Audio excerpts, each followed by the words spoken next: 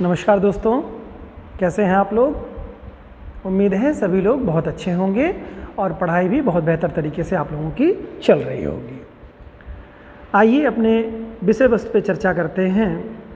आज की जो विषय वस्तु हम लोगों की है बहुत ही महत्वपूर्ण है एग्ज़ाम के पॉइंट ऑफ व्यू से। ये आपको प्रत्येक एग्ज़ाम्स के लिए बहुत ही महत्वपूर्ण है और अपने आप में गागर में सागर समाहित किए हुए हैं। जो हम अपने संविधान के बारे में अनुच्छेदों को पढ़ते हैं, जो लगभग 395 अनुच्छेद, मूल अनुच्छेद जो हमारे हैं 395 अनुच्छेद, वह कितने भागों में विभक्त हैं, इनके बारे में हम लोग आज जानेंगे। इसके जानने से यह पता चलेगा आपको कि किस भाग में और किस आर्टिकल से लेके किस आर्टिकल के मध्य में किन बातों की चर्चा की गई है। ये आपको पॉलिटी पे एक अच्छी समझ विकसित आपकी करेगा और आपकी नॉलेज को भी इम्प्रूव करेगा कि कौन सा अनुच्छेद किस में पड़ता है। इससे आपको एग्ज़ाम्स में बड़ी आसानी होगी, आपका कॉन्फिडेंस बढ़ेगा और लगभग संविधान के बारे में आप बात करने की स्थिति में रहेंगे, लिखने की स्थिति में आप आ जाएंगे। तो आज का विषय जो है, वस्तु जो है, हमारी जो टॉपिक है वह संविधान के भागों से रिलेटेड है। ठीक है, पार्ट ऑफ इंडियन कॉन्स्टिट्यूशन है हम लोगों का, भारतीय संविधान के भाग जो हैं। तो आप लोग जानते ही हैं कि कितने भागों में भारतीय संविधान का उल्लेख किया गया है। इसके पहले हम लोगों ने बच्चों अनुसूचियाँ पढ़ी थी, उसके बारे में पूरा डिटेल किया था लास्ट वीडियो में हम लोगों ने। आज हम लोग भाग के बारे में डिटेल करेंगे और अनुच्छेदों के बारे में भी कुछ चर्चा करेंगे। तो आइए इस पर चर्चा करते हैं। हमारा जो संविधान है बच्चों,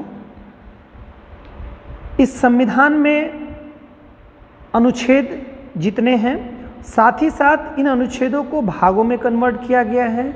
इसके साथ ही साथ अनुसूचियों को भी हमारे संविधान में स्थान दिया गया है, अनुसूचियों में भी बांटा गया है। अनुसूचियां जो है मूल संविधान, देखिए 3 चीज़ें आपको ध्यान देनी होंगी।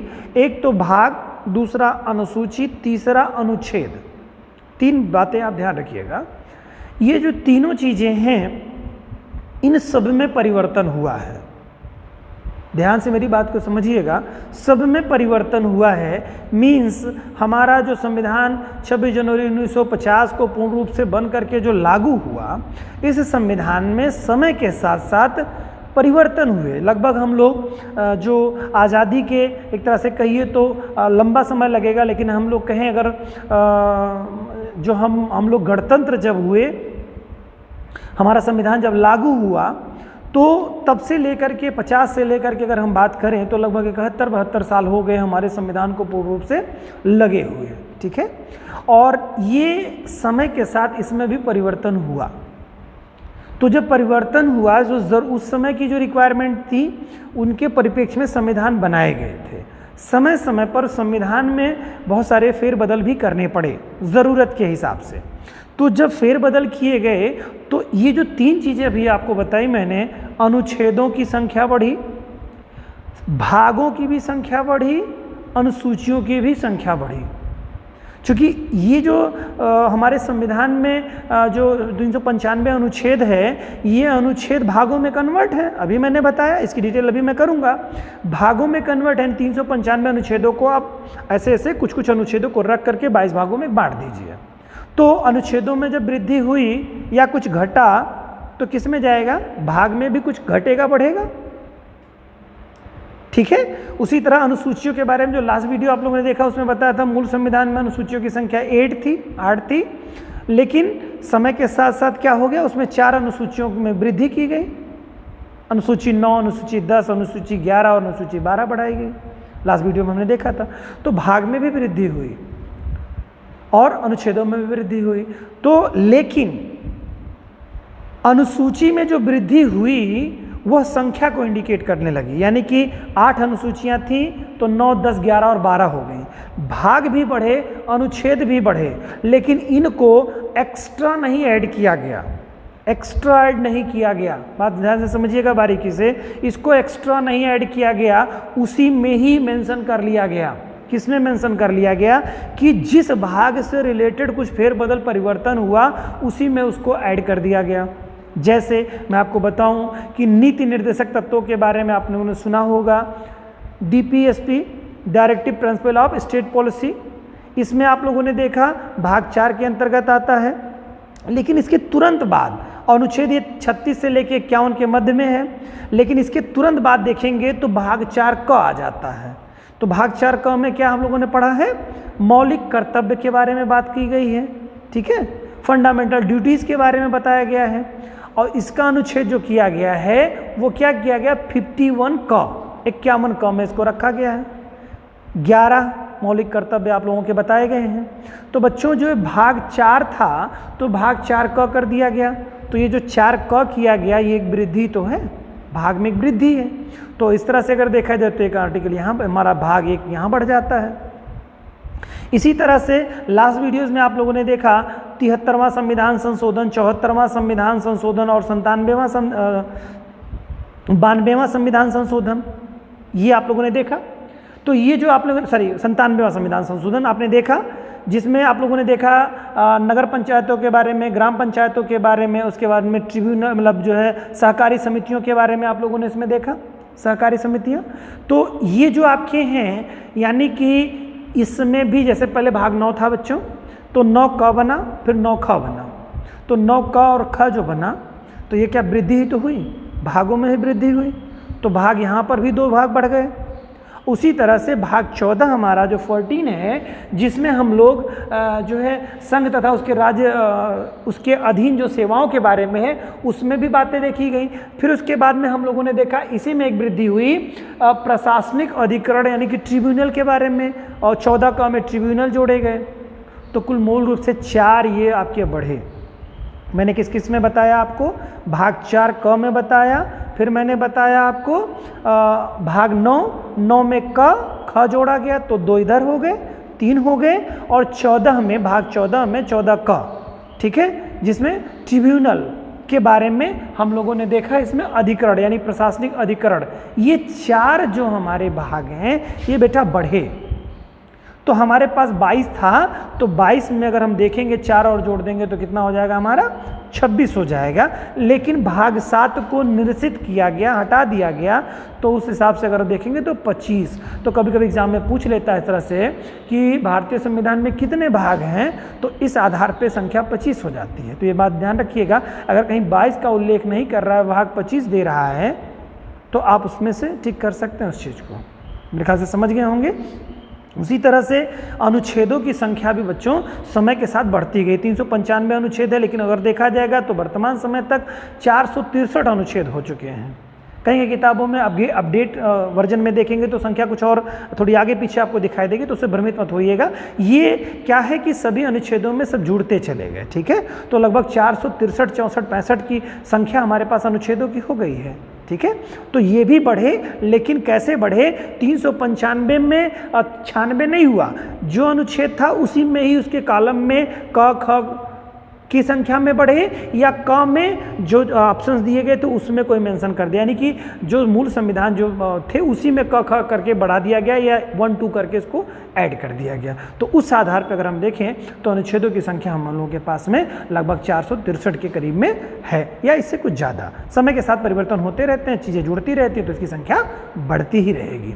बहुत सारे संविधान संशोधन जब मैं आप लोगों को पढ़ाऊंगा तो संविधान संशोधनों के माध्यम से आप देखेंगे तो उसमें अनुच्छेद जुड़ता ही है, कुछ ना कुछ जोड़ा जाता है, कुछ या तो हटाया जाएगा या तो कुछ जोड़ा जाएगा, या कुछ हटा के जोड़ा जाएगा, ठीक है। तो संविधान संशोधन इसीलिए होता ही है, मूल रूप से किसी चीज़ को हटाने के लिए या तो किसी चीज़ को जोड़ने के लिए, है ना। तो इस तरह से आप लोग देखेंगे तो आपको मैंने क्या बताया कि सब में वृद्धि हुई, लेकिन एक में संख्यात्मक वृद्धि हो गई अनुसूचियों में, लेकिन भाग में और अनुच्छेदों में संख्यात्मक रूप से वृद्धि ना करके उसके कॉलम में ही मतलब उसके खंडों में ही वृद्धि की गई है, ठीक है। समझ गए होंगे। तो इस तरह से कहा जाए तो कितने अनुच्छेद मतलब जो भाग हमारे हुए, तो लगभग 25 भाग हमारे हुए। क्लियर। एग्जाम में कहीं कहीं क्वेश्चन पूछा है, आगे आने के समय में पूछेगा भी। अब आइए देखते हैं इन 22 भागों के बारे में बच्चों, किस भाग में किस चीज़ का उल्लेख किया गया है और किस भाग के अंतर्गत कितने कितने आर्टिकल्स हमारे आते हैं। तो मुझे लगता है 9-10 तक तो हमारे बच्चों को याद होगा, जो जिन लोगों ने क्लास रेगुलर रूम में वे में ली होगी उनको पता होगा कि किस अनुच्छेद में क्या दिया, किस भाग में क्या है। तो पहला भाग जो हम लोगों का था उसमें आप लोगों ने देखा था संघ राज्य क्षेत्रों के बारे में है, ठीक है। यानी कि हमारे पास जो हमारे स्टेट्स हैं, पहले 29 राज्य थे, 7 केंद्र शासित प्रदेश थे। समय के साथ मैं बता चुका हूँ इसको आप लोगों को, परिवर्तन होता रहता है। वर्तमान समय में 28 स्टेट रह गए हैं, केंद्र शासित प्रदेशों की संख्या में भी परिवर्तन हो गया है, ठीक है। कुछ जुड़ते हैं, कुछ घटते रहते हैं, तो ये आप लोग जानेंगे। यानी कि संघ और राज्य क्षेत्रों के बारे में अनुच्छेद 1 से लेकर के 4 तक का इसमें उल्लेख किया गया है, ठीक है। दूसरा भाग जो हमारा है, ये बेटा बहुत काम की चीज़ है। आपको किसी भी अनुच्छेदों में अक्सर आप देखेंगे पूछ लेता है कि कौन सा अनुच्छेद किसका विषय है। जैसे मान लो अगर फंडामेंटल राइट ही आपको भूल रहा है कि 11 से है कि 12 से है, 11 से स्टार्ट हो रहा है। जो बच्चे शुरुआती दौर के हैं वो कंफ्यूज हो जाएंगे। फिर नीति निर्देशक तत्व 36 से स्टार्ट होता है कि 37 से स्टार्ट होता है, ये कंफ्यूज हो जाते हैं। तो ये भाग आपको वहाँ पर व्यवस्थित करने का कार्य करेगा, जो डिस्टर्ब नहीं होंगे आप। बिल्कुल आपको ये लगेगा कि नहीं ये तो भाग इसमें इतने आर्टिकल से लेके इतने आर्टिकल मतलब अनुच्छेद से लेके इतने अनुच्छेद तक का उल्लेख किया गया है, तो इस नाते बहुत उपयोगी चीज़ है, इसको सीरियसली आप लोग लीजिएगा, ठीक है। तो भाग 2 में हम आते हैं, तो वहाँ पर क्या सिटीजनशिप नागरिकता के संदर्भ में बात बताई गई है। तो डेफिनेटली 4 के बाद क्या आएगा, 5 आएगा, और 5 से लेकर के 11 तक के अनुच्छेदों के बारे में नागरिकता के संदर्भ में इस पर हम लोग बहुत अच्छी तरीके से विशद चर्चा कर चुके हैं। और जो बच्चे नहीं देखे हैं वे सारे बच्चे कोशिश क्या करें, प्लेलिस्ट में जा करके हमारे पॉलिटी के वो सारे वीडियोस देख लें, बहुत काम में आएगा। और एक बात बता दूं कि जो 22 भाग हमारे हैं, मैं 22 भाग के बारे में पढ़ाऊंगा। अभी तक हम लोगों ने 9 भाग के बारे में कंप्लीट कर रखा है। इसके बाद के जितने भी भाग हमारे होंगे सब भागों को मैं पढ़ाऊंगा, 22 भागों का उल्लेख आप लोगों को करूंगा और एक बढ़िया सुविधा प्रोवाइड करूंगा आपको। इसके संदर्भ में आपको एक अच्छे नोट्स बनाने का अवसर मिलेगा और सबके इंडिविजुअल भागों पे क्वेश्चंस होंगे। अभी हम लोगों ने क्वेश्चन स्टार्ट किया है उद्देशिका पे, जो कि कंप्लीट हो गया। आज हम लोगों का वीडियो आप लोगों को मिल जाएगा, आज ही मिलेगा वीडियो। भाग 1 पर संघ और राज्य क्षेत्र पे कितने क्वेश्चंस इंपॉर्टेंट बन सकते हैं। तो पॉलिटी को तो मैं बिल्कुल इजी बना दूंगा, बशर्ते आप साथ रहिए, मेहनत करिए, सीरियसली उसको पढ़िए, क्वेश्चंस की चिंता मत करिए। पॉलिटी से एक भी क्वेश्चन ऐसा नहीं होगा कि आप छूटे। और दूसरी चीज़, ऐसी सक्षमता आपके अंदर डेवलप हो जाएगी कि आप कुछ भी उस पर लिख सकते हैं पॉलिटी। और पॉलिटी का ऐसा सब्जेक्ट है बच्चों जो आपको इंटरनेशनल रिलेशन पे भी आपकी बहुत अच्छी समझ विकसित कर देगा और आप निबंध भी बहुत अच्छी तरीके से लिख पाएंगे। तो इस नाते बहुत सीरियसली इसको, मेरे लेक्चर्स को सुनते रहिए आप, और जो भी आपको टारगेट दिया जाता है उसको पूरा करते रहिए। फिर देखिए सफलता कैसे आपसे दूर होती है, ठीक है। तो भाग हम लोग करते हैं भाग 2 के बारे में, नागरिकता, जो कि आपका 5 से लेकर के 11 तक इसमें उल्लेख किया गया है। और उसके बाद भाग 3 आता है जिसमें हम लोग फंडामेंटल राइट यानी मौलिक अधिकार के बारे में बात करते हैं, जहाँ पर अनुच्छेद 12 जहाँ पर राज्य की परिभाषा कहता है, वहाँ से लेकर के अनुच्छेद कितने तक, 35 तक, 35 तक, अनुच्छेद 35 तक फंडामेंटल राइट्स के बारे में बात करता है। फंडामेंटल राइट्स कितने तरह के होते हैं ये मुझे लगता है आप लोगों को पता होगा। पहले 7 थे, फिर बाद में 6 हो गए। जिनको नहीं पता वो वीडियो में जा करके देखेंगे। अगर कोई बहादुर है बच्चा इसमें से, तो किस आर्टिकल में कितने आर्टिकल से लेके कितने आर्टिकल तक आपका समानता का अधिकार है, स्वतंत्रता का अधिकार है, शोषण के विरुद्ध अधिकार है, धार्मिक स्वतंत्रता का अधिकार है ना, शिक्षा एवं संस्कृति संबंधी अधिकार है, संवैधानिक उपचारों का अधिकार है, ये बताइए आप हमको। और कौन सा अनुच्छेद समाप्त कर दिया गया है, फंडामेंटल राइट से कौन सा आर्टिकल आपका समाप्त कर दिया गया है, आप बताइए उसको। संपत्ति का अधिकार किस में था, बताइए कमेंट बॉक्स में। अगर आप पढ़े हैं, बहुत तेज़ हैं, जो बहादुर बच्चे हैं वो तो कम से कम बता ही दें, है ना। तो किस में क्या है, आप लोग जब पढ़ेंगे सारे कॉन्सेप्ट आप लोगों को तैयार होने वाले हैं। इसमें कोई बट की गुंजाइश नहीं है कि आपका कुछ भी तैयार नहीं होगा, बशर्ते आप लोग साथ तो रहिए, मेहनत तो करिए। देखिए कैसे आसान हो जाएगा, कोई भी चीज़ आसान होती जाती है चीज़ें अगर आप मेहनत करेंगे, ठीक है। और आप लोग भी जुड़ाव और प्यार बनाए रखेंगे तो हम लोग भी बहुत मेहनत से आपके साथ लगे हुए हैं, आगे लगे रहेंगे हम लोग। और बहुत इंटेंशन तो देखिए, हर व्यक्ति का इंटेंशन तो होता है सफलता का, तो हम लोगों का भी थोड़ा सा सफलता का इंटेंशन है, लेकिन इसमें बिल्कुल फेयर तरीके से हम लोग प्रयास कर रहे हैं कि हमारे बच्चे जो भी पढ़ रहे हैं, जो हम पे डिपेंड हैं, हम उनके लिए फेयर तरीके से कार्य करें, और कर रहे हैं, आगे भी करेंगे। और ये टारगेट आप अभी मान लीजिए नहीं यकीन होता है तो कोई बात नहीं, वीडियो आप देखते रहिए, लाइक भी करते रहा करिए, अपने दोस्तों को बताते रहा करिए। और जब एक टारगेट हम लोगों का पूरा हो जाएगा, यानी कि पॉलिटी पूरी तरह खत्म कर लेंगे, ज्योग्राफी खत्म कर लेंगे, हिस्ट्री खत्म कर लेंगे, तब आप ट्रस्ट करोगे ना। अभी थोड़ा थोड़ा तो करते रहो, अभी पूरी तरह से इसको डिनाई मत करो कि नहीं ऐसा नहीं है। डेफिनेटली हम लोग आप लोगों को देंगे वो चीज़ें, ठीक है। आइए आगे बात करते हैं। तो फंडामेंटल राइट के बारे में बात हो गई, ये किस किस अनुच्छेद में, ये सारी चीज़ें भी मैंने चलते चलते मैंने चर्चा इसमें कर ली। और इसके बाद में भाग हम लोगों का 4 आ जाता है। भाग 4 में जैसे मैं बार बार आप लोगों को बताता हूँ बेटा, ये काफ़ी हद तक चीज़ें आप लोगों की सुविधा के लिए हम लोग घंटों लिखते हैं बोर्ड पे, घंटों लगते हैं इसको लिखने में, कोई मतलब नहीं है इसको लिखने का बहुत ज़्यादा, लेकिन ये चीज़ें देखिए अभी तक हम लोग हैं जो भी चीज़ें हम लोग देखते बहुत कम हैं, बार बार मैं आप लोगों को बताता हूँ, तो आप इसको एक पॉजिटिव वे में लेकर के चलिए। ये एक नोट्स बनाने का आपको बहुत ईजी तरीका हो जाएगा। आप जब तक लिखेंगे नहीं, यूपीएससी के स्टूडेंट के लिए लिखना बहुत ज़्यादा ज़रूरी होता है। आप लिखिए, तब तक लिखिए कि जब तक पेन की इंक ना खत्म हो जाए, आप तब तक लिखिए कि जब तक आपका हाथ गोली बनाने में अक्षम हो जाए, अक्षर पढ़ ना पाइए तब तक लिखिए। यदि आपको यूपीएससी क्रैक करना है तो इतना लिखिए कि पेन की इंक खत्म हो जाए। अगर आपको लगता है कि आप यूपीएससी में बैठना है तो एक पेन लीजिए और तब तक उसको चलाते रहिए, तब तक उसको बंद रोकिए मत कि जब तक वो पेन की इंक ना खत्म हो जाए। यदि ऐसा आप कर लेते हैं तो मान के चलिए आप मेंस अच्छा लिख करके आएंगे। मजाक नहीं है आईएएस बन जाना, तो इस नाते लिखना पड़ेगा। तो आप लोग लिखने की आदत डालिए, खूब लिखिए, जितना ही लिखेंगे उतना ही होगा। आपकी जब उंगलियां पेन से छूटने लगे तब आप मानिएगा कि अब हम मेंस लिख लेंगे।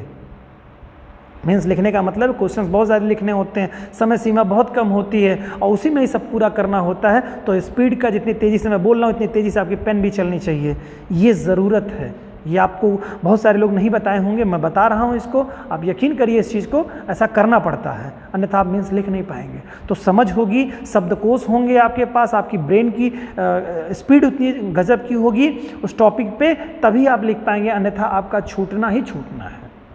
ठीक है, तो इस नाते बातों को बहुत सीरियसली देखिए। और इस चीज़ को जो मैंने बताया है ये आपके लिए लिखा गया है, आप इसको देखिए, जूम करके देखिए, बड़ा करके देखिए। इससे अगर बहुत स्पष्ट नहीं होता है फिर भी तो एक मोटिवेशन लीजिए कि ऐसे से हमको अपने नोट्स बनाने हैं। ठीक है, ऐसे से हमको नोट्स बनाने, ये आइडिया तो आपको मिलेगा ना, तो ये आइडिया आपको मिल जा रहा है, कम से कम संक्षिप्त रूप से आपको रिवीजन करने में बहुत आसानी आएगी।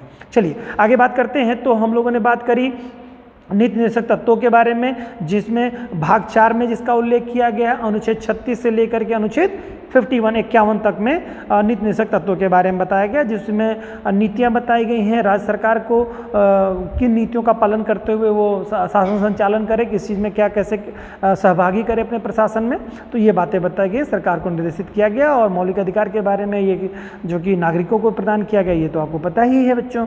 फिर इसके बाद में बेटा देखेंगे भाग 4 में हम लोग देखेंगे तो मौलिक कर्तव्यों के बारे में बताया गया है। मौलिक कर्तव्यों में जो हमारे नागरिक हैं, जो राष्ट्र के जो हमारे जो लोग हैं, इनके भी सरकार के प्रति या राष्ट्र के प्रति क्या कर्तव्य हैं उनके बारे में उनको आगाह किया गया है कि ये कम से कम आपको तो करने ही चाहिए। बाध्यकारी तो नहीं है, लेकिन हमारे कर्तव्यों के बारे में भी हमको बताया गया है कि हमारे कर्तव्य होने क्या चाहिए अपने बच्चे के लिए, है ना, एक अभिभावक के तौर पे अपने परिवार के लिए, अपने बच्चों के लिए क्या हमारे कर्तव्य होने चाहिए। शिक्षा को लेकर के मैं बात कर रहा हूँ। इसके अलावा राष्ट्र में आप रहते हैं तो राष्ट्र के प्रति आपका क्या कर्तव्य है, सरकार के प्रति आपका मतलब क्या कर्तव्य है। तो ये तमाम सारी चीज़ें आपको एक तरह से कहिए आपके कर्तव्यों को के प्रति आगाह करता है ये संविधान। ठीक है, कि आपको होना चाहिए। तो ये भाग 4 में आपको दिया गया है, जो अनुच्छेद 51 में आपको मिलता है। ठीक है, तो यहाँ तक की बात है। इसके बाद बच्चों हम लोगों का आता है भाग 5 आता है। भाग 5 में संघ के बारे में उल्लेख किया गया है। संघ में क्या है, संघ के में जितना भी स्ट्रक्चर सेंट्रल गवर्नमेंट का है, सेंट्रल गवर्नमेंट में आप देखेंगे तो पहली चीज़ क्या आती है, राष्ट्रपति महोदय आ जाते हैं, फिर उसके बाद उपराष्ट्रपति महोदय आते हैं। अगर हम संसद की बात करें तो संसद में लोकसभा, राज्यसभा यानी संसद हो गई, और फिर उसके बाद हमारे राष्ट्रपति हो गए, फिर उसके बाद में हमारी कार्यपालिका हो गई। समझ रहे हैं बात को ना आप, कार्यपालिका हो गई यानी कि जो गवर्नमेंट होती है हमारी, मंत्रिपरिषद एक तरह से कहिए, कार्यपालिका हो गई। इसके अलावा हम लोग महान्यायवादी इसमें आ जाएंगे, आपको कैग आ जाएगा, हाई कोर्ट, सुप्रीम कोर्ट के सुप्रीम कोर्ट इसके दायरे में आ जाएगा। और ये कुल टोटल भाग 5 जो है ये कुल टोटल 5 अध्यायों में कन्वर्ट है। अध्याय 1, अध्याय 2, अध्याय 3, अध्याय 4 और अध्याय 5, जिनके बारे में मैंने बताया, यानी कि राष्ट्रपति, उपराष्ट्रपति, मंत्रिपरिषद या कहिए कार्यपालिका, संसद, अटॉर्नी जनरल, ठीक है, जिसे महान्यायवादी कहते हैं। इसके अलावा आप लोग देखें कैग, ये तमाम सारी चीज़ें इसमें भाग 5 में संघ के अंतर्गत आप लोग पढ़ेंगे। हम लोगों ने पढ़ा भी है, इसमें से वीडियो देखिएगा आप लोग, मज़ा आएगा आप लोगों को देखने में, समझ में बहुत अच्छे से आएगा। नेक्स्ट है, उसके बाद में हम लोग देखेंगे राज्य के बारे में आ जाएगा। ठीक है, राज्य के बारे में देखेंगे तो राज्य में हम लोगों का कुल टोटल कितना है, इसको भी राज्य में जो है यानी राज्यों के बारे में बताया गया, इसको कुल 6 अध्यायों में इसको बांटा गया है। यानी भाग जब 6 आप देखेंगे तो उसमें अध्यायों के बारे में देखेंगे तो 6 अध्याय इसमें मिलेंगे। भाग 5 में 5 अध्याय, भाग 6 में 6 अध्याय। ठीक है, मैंने बताया संघ के बारे में क्या क्या चीज़ें होंगी, आपको समझ में आ गया। तो यहाँ पर क्या है बेटा, स्टेट के बारे में है, राज्य के बारे में है, वहाँ पर यूनियन के बारे में था। ठीक है, यानी संघ के बारे में, यहाँ राज्य के बारे में। अब राज्य के अंतर्गत क्या क्या चीज़ें आएंगी बेटा, तो राज्य के अंतर्गत जो राज्यपाल महोदय हो गए, है ना, राज्य की विधानमंडल कहिए या कार्यपालिका कह लीजिए राज्य की, फिर उसके बारे में महाधिवक्ता आ जाएंगे यहाँ के, ठीक है, एडवोकेट जनरल जिसे कहते हैं, एडवोकेट साहब आ जाएंगे। तो ये चीज़ें इसके अंतर्गत आपको आएंगी जो कि कुल 6 अध्याय में कन्वर्ट है। ठीक है, अच्छा देखिए आर्टिकल भी मैं थोड़ा सा इसमें मिस कर गया। यहाँ पे भाग 5 जो आपका है इसमें अनुच्छेदों के बारे में देखेंगे तो यहाँ पे क्या 52 से शुरू हो जाएगा, 52 में राष्ट्रपति महोदय, 52 से 62 तक राष्ट्रपति के बारे में है। क्या क्या बताऊँ आप लोगों को, पढ़िए कुछ आप लोग भी। ठीक है, तो 52 से लेकर के आपका पूरी तरह संघ स्टार्ट हो जाता है हमारा, है ना। इसमें संघ और कहाँ तक जाता है बेटा, 151 तक जाता है, बड़ा शुभ राशि है, अंक डिजिट है 151। ठीक है, तो 151 तक जाता है ये संघ के बारे में। लगभग आपको अगर इसमें देखेंगे तो लगभग 99 आर्टिकल्स इसमें करीब में आपको आप मिलेंगे। 100 अनुच्छेद इसमें संघ के बारे में लगभग मोटा मोटा तौर पर रखें तो 100 अनुच्छेदों को अपने आप में समाहित किया हुआ है। ठीक है, 395 में से 100 तो ऐसे निकाल दीजिए संघ कवर किए हुए हैं। फिर उसके बाद में राज्य की स्थिति में आइए तो राज्य ऐसे याद करेंगे बेटा तो ये आपको रोचक तरीके से याद होगा, है ना, बोझिल नहीं बनाना है इसको। बस सीरियसली 2-1 बार वीडियो को देख लीजिए और अपने दिमाग को कंसंट्रेट करिए, उम्मीद करता हूँ सब याद हो जाएगा आपको। ठीक है, जैसे हमें याद हो गया है उसी तरह से आपको भी याद हो जाएगा ये चीज़ें। ठीक है, तो ये चीज़ें आपको देख रहे हैं तो 52 से लेकर के 151 तक संघ के बारे में है। और उसके तुरंत बाद तो 151 के बाद बेटा कितना आएगा, 152 आएगा, और 152 से लेकर के 237 तक राज्यों के बारे में बताया गया है। ठीक है, तो ये बात आप लोग थोड़ा सा ध्यान रखिएगा कि इन चीज़ों का उल्लेख किसमें किया गया है, राज्य के बारे में उल्लेख कर दिया गया है। तो यहाँ तक तो इसको अध्याय के बारे में देखा, 6 अध्याय में कन्वर्ट किया गया है बेटा, है ना। इसके बाद भाग 7 आ जाता है बेटा। यहाँ से इंपॉर्टेंट चीज़ें शुरू होती हैं, एग्जाम्स में क्वेश्चन यहाँ से पूछे जाते हैं आप लोगों के। अब देखिए क्या होता है, पहले क्या था, जब हमारा राष्ट्र संविधान बना था तो कुल जो हमारे राज्य हैं, ठीक है, भाग 1 में जिसे राज्यों की जो श्रेणी बनाई गई थी उसके बाद मतलब यहाँ पे तो संघ और राज्य के बारे में केवल भाग 1 में बताया गया था, लेकिन भाग 7 में क्या किया गया था, राज्यों का उल्लेख जो किया गया था उसमें श्रेणी वाइज बना दिया। श्रेणी क के राज्य, श्रेणी ख के राज्य, श्रेणी ग के राज्य, श्रेणी घ के राज्य, ऐसे बनाए गए थे। समझ रहे हैं बात को, यानी कि राज्यों को उनके श्रेणी के हिसाब से रख दिया गया था कि कौन से श्रेणी के राज्य होंगे। तो उसमें से श्रेणी ख के राज्यों को समाप्त कर दिया गया, यानी कि ये जो श्रेणी राज्यों की बनी थी इसको समाप्त कर दिया गया। ऐसे समझिए आप, व्यावहारिकता में राज्यों की जो वर्ग बांटे गए थे, श्रेणी A B C कह सकते हैं या क ख ग कह सकते हैं आप, ये सॉरी, तो जो बांटे गए थे इसको क्या कर दिया गया, इसको समाप्त कर दिया गया, निरसित कर दिया गया। कौन से संविधान संशोधन के द्वारा, ये आप देखिए 7वें संविधान संशोधन के द्वारा। कब, 56 में। कौन से 56, 1956 में। कौन से संविधान संशोधन, 7वें संविधान संशोधन के द्वारा ये क्या हो गया, प्रथम अनुसूची के भाग ख, ठीक है, प्रथम अनुसूची के भाग ख के राज्यों को निरसित कर दिया गया। ठीक है, अब यहाँ पे भाग 1 देख रहे हैं ना, भाग ख जो देखेंगे आप इसमें के राज्यों को प्रथम अनुसूची, जो अनुसूचियाँ देखिए, अनुसूचियाँ जो है, अनुसूची 1 2 3 4 5 6 7 8, ठीक है, अनुसूची 1 में जो राज्य के बारे में उल्लेख किया, अनुसूची देखिए, अनुसूचियों का जो रोल था उसके बारे में भी कभी चर्चा और विशद रूप से करेंगे। तो अनुसूचियों को इसी नाते रखा गया है, कुछ चीज़ें उससे ली जाएं यहाँ पर। तो अनुसूचियाँ जो हैं, अनुसूची के भाग 1 में राज्यों के बारे में जो बांटा गया था, मैंने बताया तो राज्यों की 4 श्रेणियाँ बांटी गई थी, तो उसमें से हटा दिया गया। ठीक है, क्या ख श्रेणी के जो राज्य थे उनको हटा दिया गया, यानी कि एक तरह से इस श्रेणी को समाप्त कर दिया गया, वही बताया मैंने। तो वहाँ पर क्या कह रहा है, यही कह रहा है कि प्रथम अनुसूची के भाग ख के राज्य जो थे उनको समाप्त कर दिया गया। कौन से, 7वें संविधान संशोधन 1956 में। Clear, very good. चलिए देखते हैं, तो ये हो गया। और इसमें कौन सा अनुच्छेद आता है बेटा, तो अनुच्छेद भी ध्यान रखिएगा, 37 के तुरंत बाद। देखिए क्रमबद्ध तरीके से चल रहा है बेटा, याद करोगे तो कोई आर्टिकल आपसे छूटेगा नहीं, उम्मीद यही करता हूँ। देखिए मैं आपसे बता दूँ, 1 से 4, फिर 5 से 11, फिर 12 से लेकर 35, फिर 36 से लेकर के 51, फिर 51 का, फिर 52 से लेकर के 151, फिर 152 से लेकर के 237 और 237 के बाद देखिए 38 आ गया कि नहीं है, भाग 7 में याद हो गया आपको। तो ऐसे आपको ये याद होता चला जाएगा, कोई अनुच्छेद आपसे डिस्टर्ब नहीं होगा, तुरंत इधर आपको इसको याद हो जाएगा। चलिए ठीक है, आगे बात करते हैं भाग 8 के बारे में। तो भाग 8 में क्या कहा है बेटा, संघ राज्य क्षेत्र जो हमारे हैं, हमारे जो टेरिटोरियल प्रदेश हैं, the union and their territories, ठीक है, यानी कि उनके संघ और उसके एक तरह से कहिए राज्य क्षेत्र, ठीक है, संघ राज्य क्षेत्र के बारे में है, द यूनियन टेरिटोरीज इसे कहेंगे आप, ठीक है। इसमें अनुच्छेद किससे, संघ राज्य क्षेत्रों के बारे में किसमें बताया गया है, अनुच्छेद तुरंत उसी के क्रम में चलेंगे, 238 के बाद 239 आता है, 239 से लेकर 242 तक किसमें बारे में बात किया, संघ राज्य क्षेत्रों के बारे में। अब एग्जाम में कभी पूछे संघ राज्य क्षेत्रों का उल्लेख किसमें से है, तो आपको तुरंत मालूम होना चाहिए संघ राज्य क्षेत्र किसके अंतर्गत आता है, तो आपको तुरंत मालूम होना चाहिए भाग 8 में आता है। और भाग 8 शुरू कब से होता है, 237 इसके ऊपर वाला है, 238 इसके ऊपर वाला है, तो 239 से लेकर के 242 के मध्य में आता है। तो कभी कोई क्वेश्चन गलत होगा क्या, डेफिनेटली नहीं गलत होगा। तो इस नाते बहुत काम की चीज़ है, इस नाते इसको कृपया बहुत सीरियसली लीजिएगा, क्योंकि जब उम्र कम होती है ना तो उसमें लोग बात को थोड़ा वेटेज नहीं देते, और जब उम्र बड़ी हो जाती है तो वही फिलॉसफी उनको समझाते हैं। तो ये काम हमें नहीं करना है, हमारे लोगों को ये काम नहीं करना है।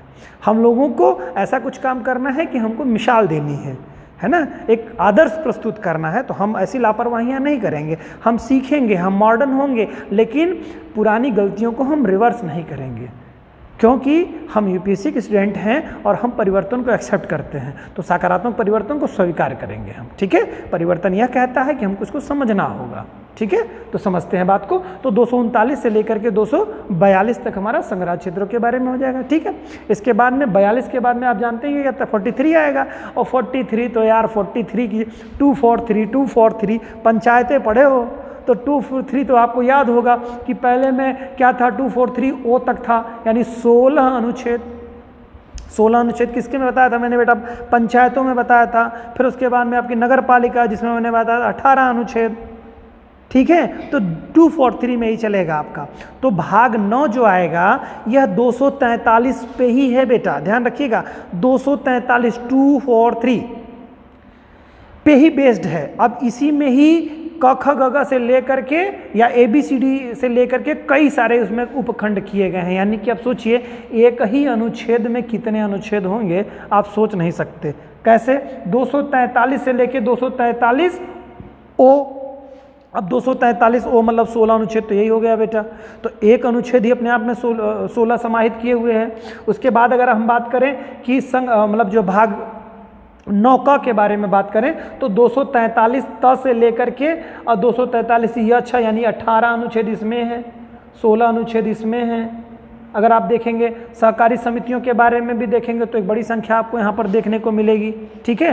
तो मेरा कहने का मतलब है 16 दूनी 32 और 34 तो आपको केवल पंचायतें और नगर पालिका में ही हो गया, यानी कि अनुच्छेद 243 अगर पूछे एग्जाम में कभी ऐसा भी क्वेश्चन पूछ सकता है कि सबसे ज़्यादा अनुच्छेदों को समाहित करने वाला अनुच्छेद कौन सा है या सबसे बड़ा अनुच्छेद कौन सा है।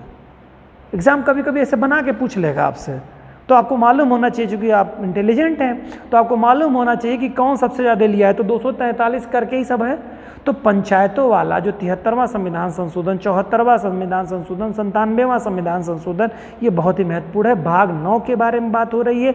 भाग 9 में क्या हुआ, समय के साथ परिवर्तन हुआ। इसका वीडियो आप लोग हम लोगों की जो पंचायतों से रिलेटेड है, जो नगर पालिका नगरीय प्रशासन से रिलेटेड है, कृपया देख लीजिएगा। अगर आप बेहतर इस पर अपनी समझ विकसित करना चाहते हैं तो उसको देख लीजिएगा, ये एग्जाम में बहुत इंपॉर्टेंट आपको आएगा ज़रूर। तो इसमें भाग 9 जो बच्चों दे रहा है, भाग 9 में क्या किया गया है, समय के साथ अपडेट किया गया। तो 73वां और 74वां संविधान संशोधन आपको मालूम है, राजीव गांधी जी ने शुरुआती प्रयास किया था 1989 में, लेकिन ये कंप्लीट नहीं करा पाते हैं।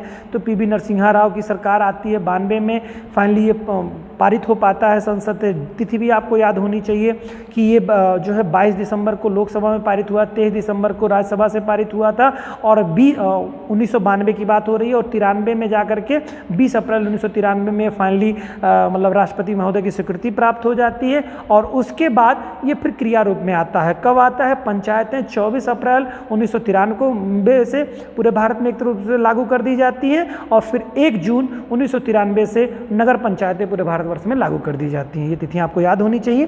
तो इसमें अनुच्छेदों के बारे में, पंचायतों के बारे में जो भाग 9 जो है उसमें पंचायतों के बारे में कहा गया, वहाँ पे 243 से लेकर के 243 ओ तक, या हिंदी में कहेंगे तो ड़ तक, क ख ग से लेकर के बेटा 5 कर लेंगे, च छ और ट ठ ड ढ 15 अनुच्छेद ये हो गए, और एक एक्स्ट्रा इस पे लेंगे तो 16 अनुच्छेद इसी में आ जाते हैं। क्लियर?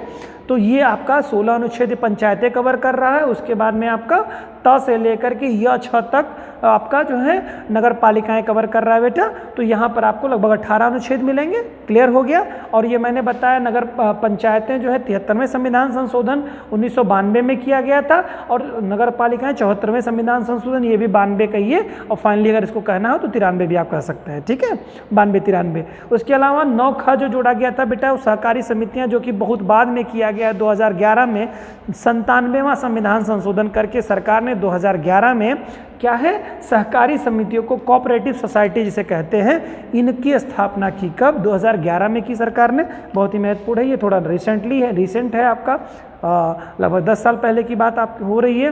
तो यहाँ पर 97वां संविधान संशोधन के द्वारा सहकारी समितियों को अनुच्छेद 243 के दायरे में ही रखा गया।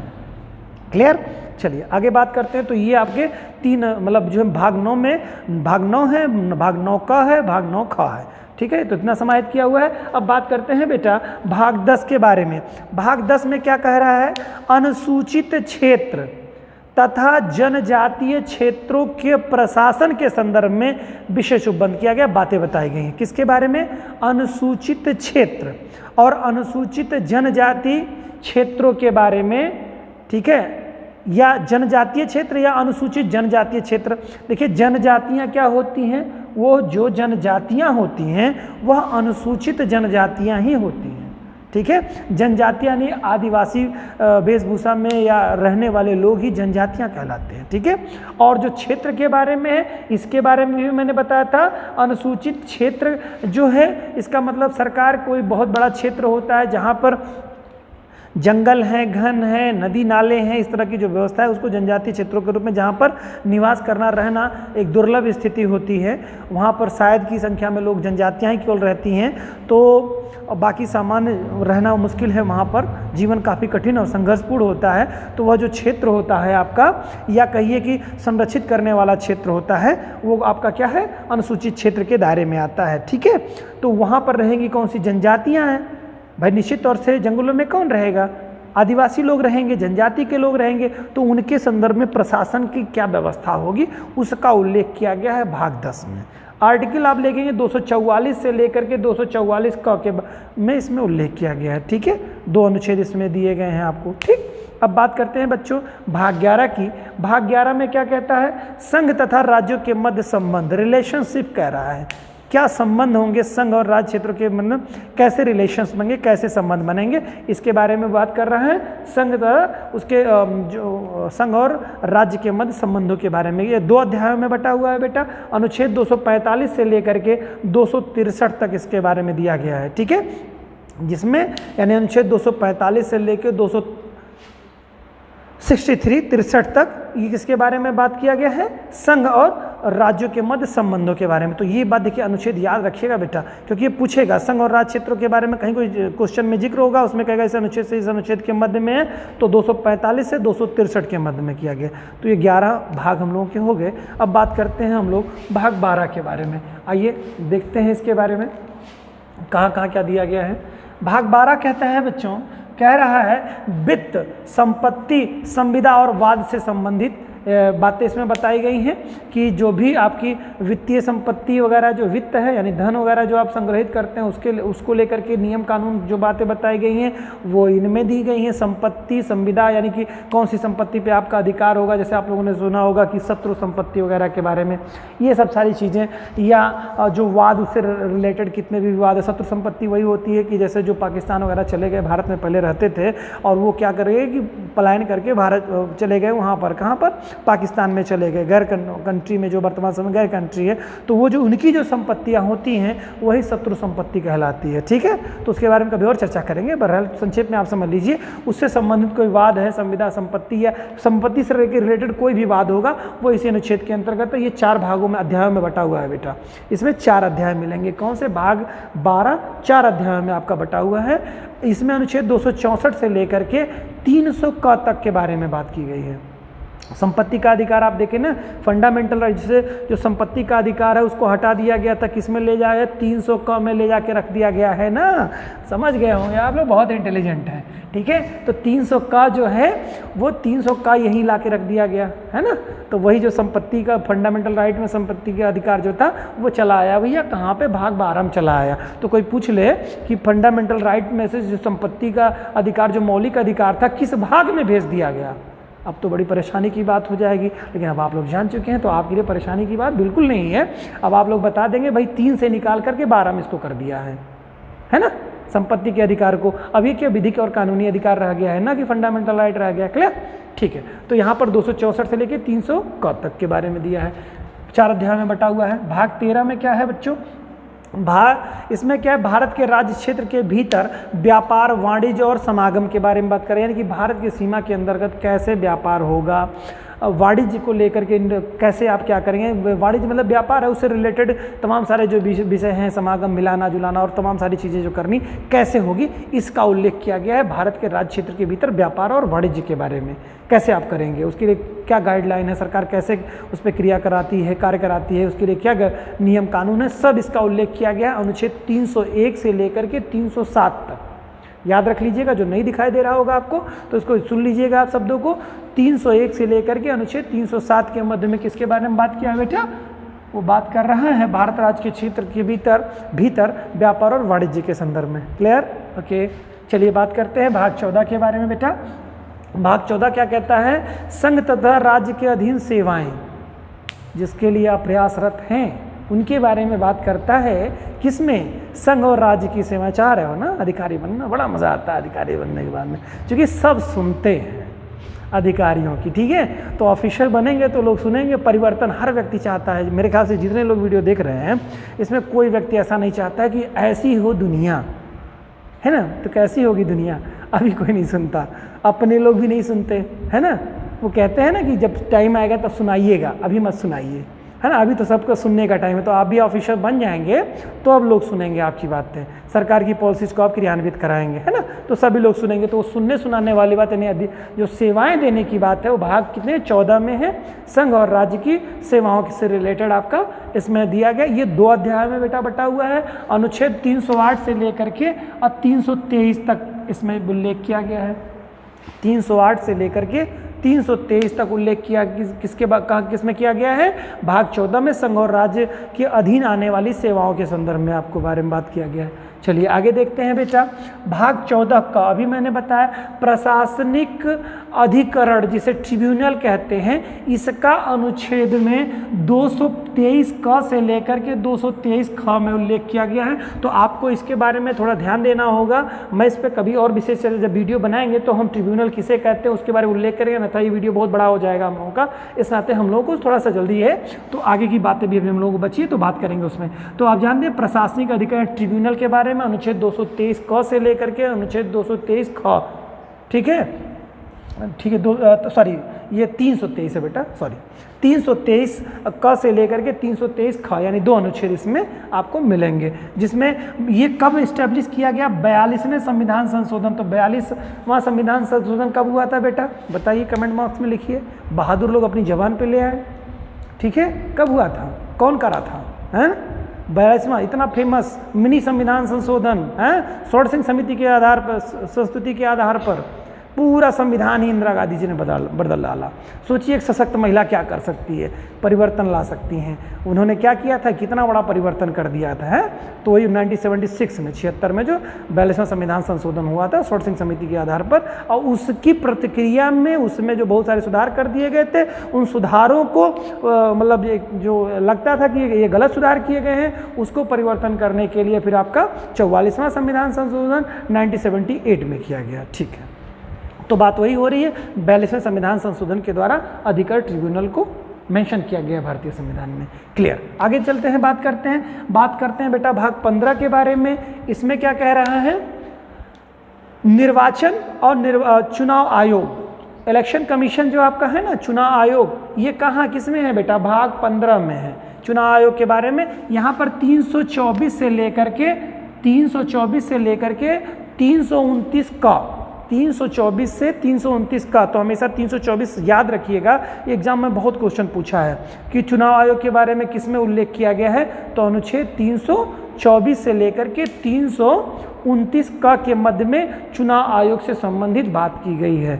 ठीक है, निर्वाचन आयोग के बारे में या चुनाव आयोग के बारे में किसमें है, 324 से 329 का में है उल्लेख। चलिए बेटा, अब बात करते हैं अनुच्छेद भाग 16 के बारे में। इसमें कहा गया है कुछ वर्गों के लिए विशेष उपबंध की बात की गई। तो कौन से लोग के लिए, जो कमज़ोर वर्ग के लोग हैं, जो समाज की मूल धारा में अंग्रेजों के समय से या उसके और पहले के समय से जो कि पिछड़ गए थे, छूट गए थे, इनके साथ एक तरह से कहिए सामाजिक न्याय नहीं हो सका था। तो आज़ादी के बाद सरकार ने ऐसा, जो संविधान सभा थी उसने ये प्लान किया कि हमारे जो लोग सदियों से पिछड़े हुए रहे हैं, हम इनको मूल धारा में लाएंगे, हम इनको मूल धारा में ला करके एक समृद्धशाली राष्ट्र में, जहाँ पर सभी लोग समान हों, उस समानता का मतलब एक अनुसरण कराएंगे, गरीबों को भी मूलधारा में लाएंगे, जो एक तरह से कहिए बहुत लंबे समय तक गरीब रहने के कारण से उनके साथ जो उपेक्षाएं और जो सामाजिक समानता नहीं थी, उसको सरकार ने भरसक भरने का प्रयास किया और वो फिर आगे तक चला, आज भी चल रहा है। अब वो एक अलग विषय है कि वो क्यों नहीं हो पाया, क्या नहीं हो पाया, क्यों नहीं क्रियान्वित किया गया, इस पर कभी और चर्चा करेंगे हम लोग।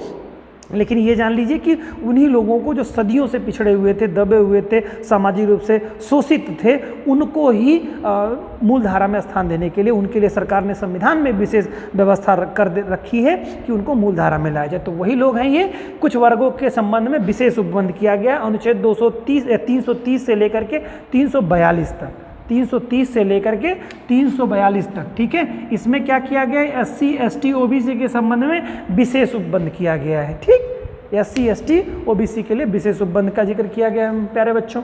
आगे देखते हैं, भाग 17 आ जाता है आप लोगों का। भाग 17 में क्या है, भाषा, राजभाषा, वाह भाई वाह, ऑफिशियल लैंग्वेज है ना, इसके बारे में उल्लेख किया गया है। तो किसमें करेंगे आप लोग, भाग 17 में आप ऑफिशियल लैंग्वेज के बारे में बात की गई है। इसमें अनुच्छेद के बारे में देखेंगे तो 343 से लेकर 351 हिंदी पढ़ने वाले बच्चे देखेंगे, जब हिंदी की क्लासेज स्टार्ट होने वाली हैं आप लोगों को मिलेगा, तो ये अनुच्छेद वहाँ मिलेगा आपको कि ऑफिशियल लैंग्वेज के बारे में कहाँ मिल रहे। तो हिंदी जब पढ़ेंगे तो वहाँ पे ऑफिशियल लैंग्वेज में 343 से लेकर 351 में। चलिए बताइए 351 में क्या है, कमेंट बॉक्स में लिख के देखिए। जो बहादुर लोग हैं उनसे पूछिए आप इन सवालों को, अनुच्छेद 351 में क्या है, बताइए क्या है, कमेंट बॉक्स में लिखिएगा। और जो आपके बहुत तेज़ लोग हैं, जो बड़े आपके सीनियर्स, उनसे पूछ लीजिए कि अनुच्छेद 351 में क्या है भैया, बताएंगे। आप बता दीजिएगा, जैसे वो सोचेंगे कि बताने के लिए तो आप बताइए ऑफिशियल लैंग्वेज के बारे में है, राजभाषा के बारे में है, लेकिन 351 कहता क्या है, आर्टिकल वही बता दीजिए हमको। बहुत महत्वपूर्ण बात भी कह रहा है, मैं आपसे ऐसे जज नहीं कर रहा हूँ, ये बहुत महत्वपूर्ण बात करता है, वो आप हमको लिखिएगा। अगर इंटरेस्ट है तो रोचकता बनाए रखिए। ठीक है, तो अनुच्छेद 351 तक यहाँ पे ये बेटा 4 अध्याय में ये भी बटा हुआ है। ठीक है, राजभाषा संबंधी प्रावधान इसमें किए गए हैं। ठीक है, अब बात करते हैं बेटा भाग 18 की। भाग 18 में क्या है, आपातकालीन उपबंध है, इमरजेंसी, ठीक है, के बारे में बात की गई है। तो अनुच्छेद हमारा आपातकालीन जो अनुच्छेद है वो जानते हैं 352 से लेकर के 360 तक है। 3 ही तरह के आपातकाल हैं हमारे। ठीक है, एक तो आपका सशस्त्र विद्रोह वगैरह की स्थिति में हो जाता है, जो कि राष्ट्र विद्रोह की तौर पे आता है, और 352 एक था, 356 एक है। ठीक है, जैसे राजतंत्र फेल हो जाने पर, और 360 जो है वित्तीय तंत्र फेल हो जाने पर। ठीक है, वित्तीय आपात की स्थिति। तो 3 आर्टिकल आप लोग याद रखिएगा। तो 60 तक है, 352 से लेकर के 360 तक। तो 352, 356 और 360, ये 3 आर्टिकल आप लोग याद रखिएगा। इसका उल्लेख किस भाग में किया गया है, भाग 18 में किया गया है। ठीक है, अनुच्छेद मैंने बता ही दिया आपको। चलिए बात करते हैं भाग 19 की। भाग 19 में क्या है बेटा, प्रकीर्णन के बारे में बताया गया। प्रकीर्णन मतलब होता है, इंग्लिश में कहेंगे मिसलेनियस, जिसको विविध कहते हैं। इसमें राष्ट्रपति, राज्यपाल और राज्य प्रमुखों का संरक्षण के बारे में इसमें उल्लेख किया गया है। ठीक है, इसमें राष्ट्रपति, राज्यपाल और राज्य प्रमुखों के बारे में कुछ संरक्षण दिए गए हैं, उनको कुछ सुविधाएं दी गई हैं, एक तरह से कहिए उनको प्रोटेक्ट किया गया है, उसके बारे में इसी को ही प्रकीर्णन कहते हैं, प्रकीर्ण कहते हैं, सॉरी प्रकीर्णन नहीं है, प्रकीर्ण है, जो कि अनुच्छेद 361 से लेकर के 367 तक हम लोग बेटा हर बिंदु पे चर्चा करेंगे। हम लोग कुछ, आप कंफ्यूज मत होइएगा, इन एक एक भागों को मैंने बताया डिटेल हम लोग करने वाले हैं, करेंगे हम लोग। ठीक है, अभी हम लोग 50% पहुँचे हैं भाग 9 तक, बाकी से हम लोग करेंगे, ये आप ध्यान रखिएगा। तो हम लोग प्रकीर्ण के बारे में बात करते हैं, जिसमें राष्ट्रपति, राज्यपाल और राज्य प्रमुखों को विशेष संरक्षण दिया गया, विविध बातें बताई गई। अनुच्छेद 361 से लेकर के 367 तक इसके बारे में बताया गया। बात करते हैं भाग 20 के बारे में। इसमें संविधान संशोधन के बारे में बात की गई है, जिसमें 368, ये डिजिट याद रखिएगा, 368 जो है, यह संविधान संशोधन सरकार के पास एक ऐसा हथौड़ा या एक तरह की ऐसी चाबी है कि जब चाहे बहुमत में हो, पूर्ण बहुमत में हो, चाबी लगा करके खोल दे किसको, संविधान की किताब को, और खोल करके लिख दे। ऐसे आप याद रखिएगा। कौन सी चाबी? जिस चाबी का नंबर है 368। संसद में बहुमत के आधार पर सरकार है तो उस चाबी लगा के संविधान की किताब खोल देगी और खोल करके उसमें जो चाहेगी वो लिख देगी। यही संविधान संशोधन है 368। क्लियर? चलिए आगे बात करते हैं हम लोग भाग 21 के बारे में। इसमें क्या कहा गया? अस्थायी संक्रमणकालीन विशेष उपबंध के बारे में इसमें बात की गई है। यहाँ पर ये अनुच्छेद 369 से लेकर 392 तक, 369 से लेकर के 392 तक के में जो बात की गई है, अस्थायी संक्रमणकालीन विशेष उपबंधों का इसमें जिक्र किया गया है। और लास्ट आपका 22वां जो भाग है बच्चों, इसमें संक्षिप्त नाम, प्रारंभ, हिंदी में प्राधिकृत पाठ और निरसन के बारे में पूरी तरह से उल्लेख किया गया है। यह अनुच्छेद 393 से लेकर के अनुच्छेद 395 तक इसमें जिक्र किया गया है। ये तो था बच्चों आप लोगों का 22 भाग, जो कि संविधान 22 भागों में बटा हुआ है। उम्मीद करता हूँ कि आप लोगों को ये सेशन अच्छा लगा होगा, आप कुछ जाने होंगे, कुछ नई चीज़ आपको निश्चित तौर से समझने को मिली होगी। आप लोग इसको 2 बार, 1 बार, 3 बार देखिएगा, वीडियो को समझिएगा, और डेफिनेटली ये आपको बहुत काम की वीडियो होगी, बहुत काम आएगी। ऐसी आशा के साथ मैं अपनी क्लास को विराम देता हूँ। धन्यवाद आप लोगों को।